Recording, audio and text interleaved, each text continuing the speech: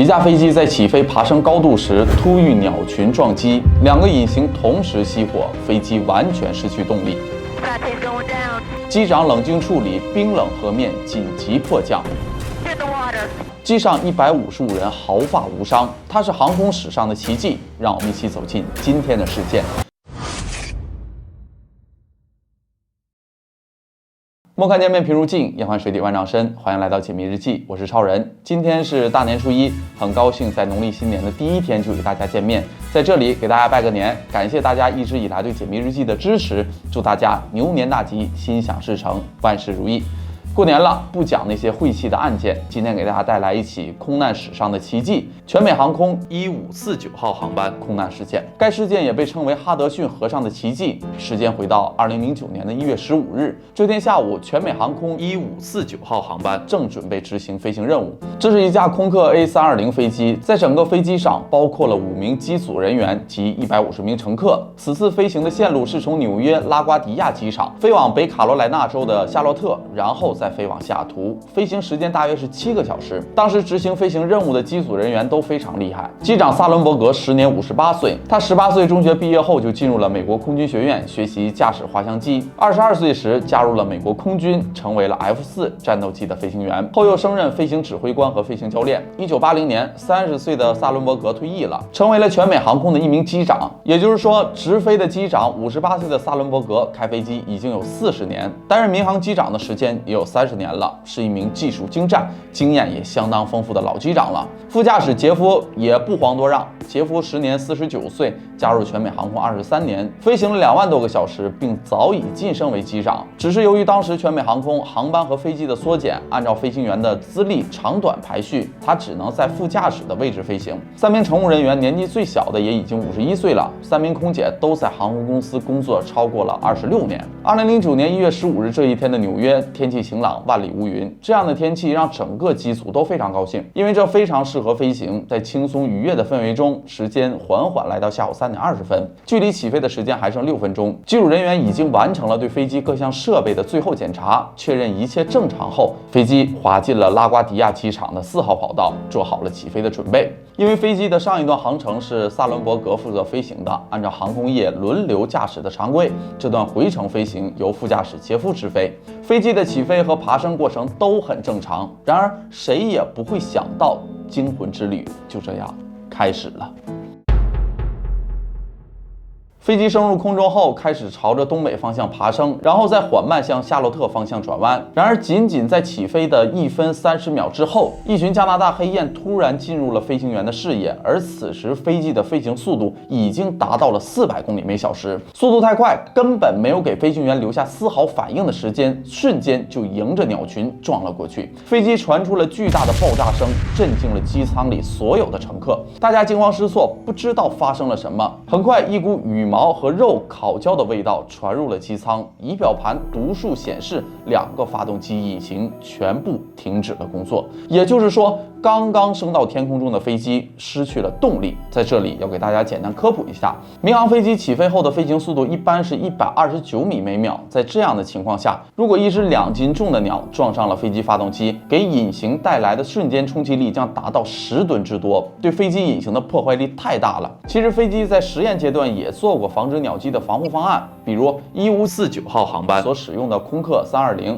配备的 CFM 涡轮风扇引擎，在全负荷运转的情况下，是可以抵御1斤重的鸟儿撞击的。但1549号航班所遭遇的情况太特殊了，在事后的调查中，我们得知1549号航班的2个引擎共卷入了4只加拿大黑雁。要知道，加拿大黑雁的体重都在3至10公斤之间，这已经超过了飞机引擎所能承受的极限了。就这样，2个引擎通通失效，而这个时候的飞机正在全世界最繁华、人口最稠密的美国纽约上空。如果飞机在这里坠毁，会造成无法想象的后果。面对这样的飞来横祸，机长萨伦伯格和副驾驶员杰夫该如何应对呢？在引擎失效的13秒后，机长萨伦伯格马上接手操纵了这架飞机，并迅速做出反应。机长想要马上返航，但是如果让飞机返航，就一定得使得引擎重新工作。机长通过自己多年的飞行经验，不断尝试重新启动引擎，但一次又一次将每一个程序都操作了个遍，飞机引擎根本无法打开，飞机无法恢复动力，那么他们飞回纽约机场的希望完全破灭了。而此时飞机的高度也在不断的下降，距离地面只有大约430米。机长尝试与塔台联系，塔台人员迅速给出了一个备选方案，在距离飞机几公里的地方有一个叫做蒂特波罗的小型机场，这是距离他们最近的机场了。但是机长萨伦伯格根据自己近40年的飞行经验，很清楚，就算仅有几公里，但是在没有动力的情况下根本到不了，太令人绝望了。怎么办？纽约整齐的街道，高耸的楼宇就在眼前，这会是另一起意外的911吗？就在这个时候，纵贯纽约的哈德逊河映入了萨伦伯格的眼帘。眨眼间，他做出了航空史上最大胆的一个决定：迫降在哈德逊河面。当萨伦伯格把决定报告给塔台时，塔台懵了。在他们看来，这样做无疑给机上155条生命判了死刑。那么，如果要保证平稳迫降在河面，需要哪些条件呢？这需要飞行员保证飞机良好的机况、平稳的飞行、较低的风速、合适的地点、良好的天气情况、宽阔的视野，以及飞机必须以仰角下滑，保证飞机后半部首先入水，才能形成缓冲。只有以上条件通通做到，才有迫降的希望。这实在是太难了。面对如此突发的情况，机组已经面对着极大的心理压力，只要稍有失误，就是机毁人亡。纵观世界航空史，还没有过类似成功的案例。但萨伦伯格别无选择，因为纽约密集的建筑不降在水面，后果不堪设想。情况紧急，萨伦伯格先是播放广播，要求乘客做好紧急迫降准备。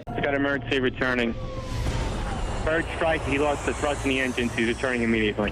同时，他开始操纵飞机降落。此时，飞机正式进入了紧急迫降系统。这时的飞行高度只有76米，速度却有129公里每小时。副驾驶杰夫配合机长逐一报出空速和高度。He's at 900 feet. 让机长有足够的注意力操控飞机。乘客们看着窗外的哈德逊河，开始做好逃生的准备。此时的塔台已经接收不到1549号航班任何踪迹，因为飞行高度低于100米，雷达信号就会完全消失。所有人都拧了一把汗。那么，飞机成功迫降了吗？人员是否出现了伤亡呢？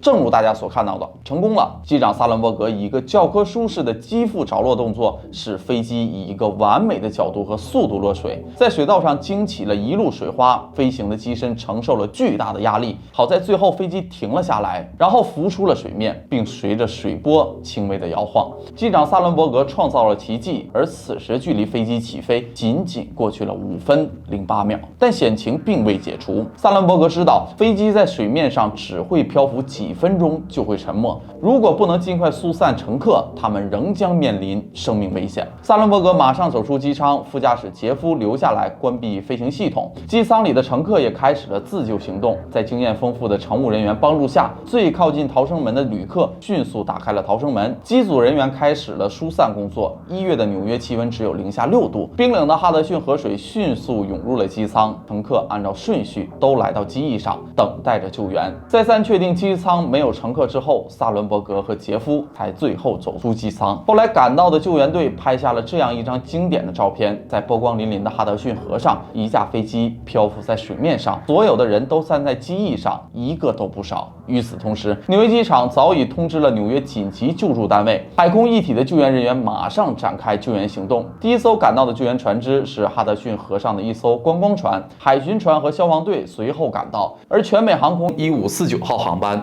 安全获救的画面也随着电视直播的信号传遍全国。机组包含乘客一共155人，全部成功获救，无一人受伤。随后，飞机也被从水中成功打捞。事后，调查人员调取黑类匣子内的信息，萨伦伯格的通话记录和飞行资料都展现出正副驾驶的表现非常专业。2名飞行员瞬间成为了全美民众中的英雄。在2个月后的2010年3月3日，萨伦伯格机长驾驶全美航空11674航班完成了他最后一次飞行，从机长位置上退休。机上副机长和6位曾经搭乘全美航空1549号航班乘客也同机见证了萨伦伯格机长的退役仪式。机场空管、全美航空飞行员、机场地勤等均在航程中对机长退休送上祝福。后来，他将自己的经历写入《最高职责》一书，并在后半生致力于飞行安全顾问事业。这起空难与川航的3U8633航班特情处置十分相像，都是传奇机长靠一己之力，在极限环境下，凭借着过人的操作技术、顽强的毅力和心理素质，保证了乘客的安全。无论是萨伦伯格还是刘传健，他们都是关键时刻力挽狂澜的超级英雄，向他们致敬。好了，这就是本期解密日记的全部内容。再次祝愿大家新年快乐，愿解密日记能陪伴大家